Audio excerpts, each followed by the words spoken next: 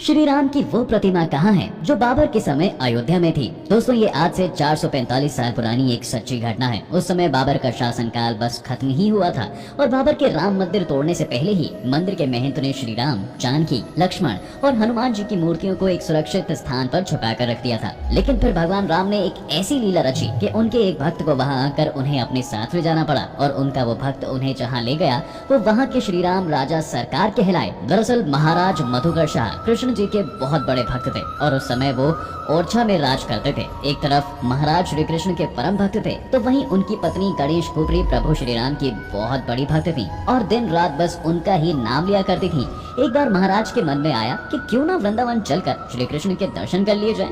वो महारानी के पास गए और उनसे बोले, सुनो भाग्यवान, मैं सोच रहा था क्यों ना हम लोग वृंदावन जाकर श्री कृष्ण का आशीर्वाद लेकर आएं। लेकिन महारानी के मन में तो कुछ और ही चल रहा था। उन्होंने कहा, महाराज मैं आपके साथ वृंदावन नहीं जा सकती हूँ। महाराज ने हैरानी के साथ पूछा, आखिर क्यों नहीं चल सकती हैं आप हमारे साथ वहाँ? महारानी बोली, महाराज मैं श्री राम के दर्शन करने अयोध्या जाना चाहती हूँ और मैंने वहाँ जाने की तैयारी भी कर ली है। महाराज मधुकर गुस्से से आग बबूला हो गए और बोले, अगर इतनी ही बड़ी श्री राम की भक्त हो तुम कि उनके लिए मेरे साथ चलने को मना कर दिया तो तुम अपने भगवान को यहीं क्यों नहीं ले आती हो? महाराज के गुस्से से कही ये बात महारानी के मन में घर कर गई और उठते बैठते उनके मन में ये बात गूंजने लगी। तब महारानी गणेश कुबरी ने ये तय किया कि वो अपने भगवान श्री राम को ओरछा लाकर रहेंगी। इसके बाद महारानी अयोध्या से निकल गई। वहीं पहुंचकर महारानी ने लक्ष्मण किले के पास एक कुटिया बनाई और साधना करने लगी। कहा जाता है कि उस समय संत तुलसीदास जी भी वहाँ थे और रामचरितमानस लिख रहे थे। इतना ही नहीं, महारानी को उनका आशीर्वाद भी मिला था। लेकिन बहुत समय बीत जाने के बाद भी जब महारानी को श्री राम के दर्शन नहीं मिले तो उनका मन बहुत दुखी हो गया और उन्होंने अपना शरीर त्यागने का निश्चय कर लिया।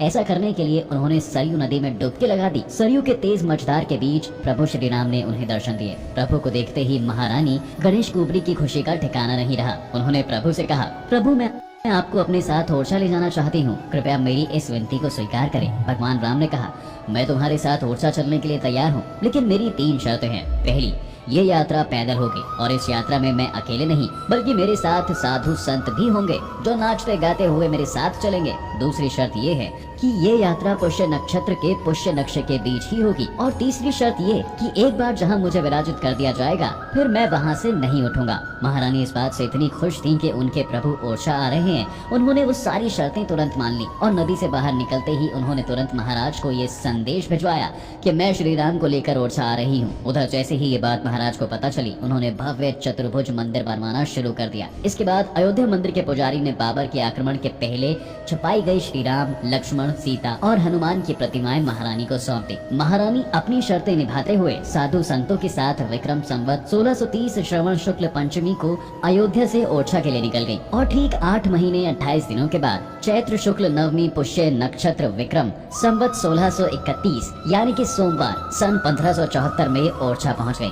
महारानी का बहुत मन था कि वो अपने प्रभु राम का राज्याभिषेक करके किसी अच्छे मुहूर्त में उनको मंदिर में स्थापित करें। इसलिए श्री राम को अच्छे से तैयार करके उन्होंने महल में विराजित कर दिया। लेकिन जब मंदिर में स्थापना के लिए उन्हें वहाँ से उठाने का प्रयास किया गया तो कोई उस मूर्ति को हिला तक नहीं पाया। तब महारानी को तीसरी शर्त याद आई। कहा जाता है कि तब श्री राम अपने बाल रूप में ओरछा आए थे। अब कोई बच्चा अपनी माँ को छोड़कर भला कैसे जा सकता है? ऐसे में महारानी ने महल को ही मंदिर का रूप देने का आदेश दे दिया और विवाह पंचमी के दिन विधिवत उनका विवाह करके उन्हें वहाँ स्थापित कर दिया।